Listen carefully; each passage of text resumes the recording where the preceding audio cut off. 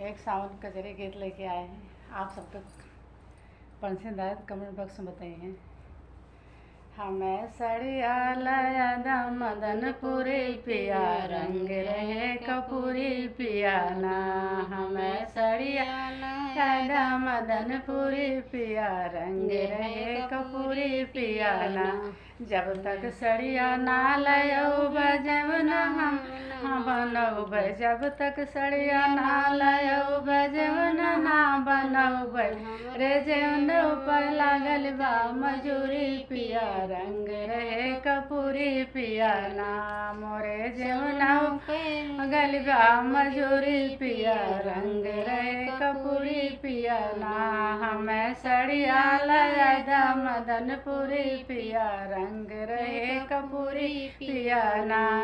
जब तक सड़िया ना लयऊ गेड़ुआ ना भरऊ, जब तक सड़िया लयऊ तब तक गेड़ुआ ना भरऊ। मोरे गेड़ुओ में लागल बा मजूरी पिया, रंग है कपूरी पिया ना।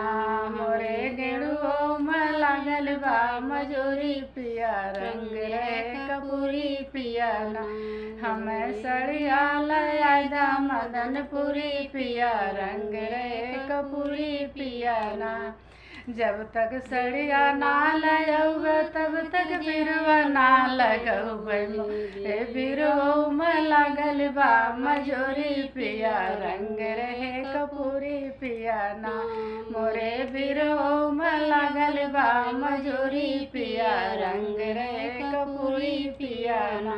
हमें सड़िया लाया दा मदनपुरी पिया, रंग रहे कपूरी पिया ना।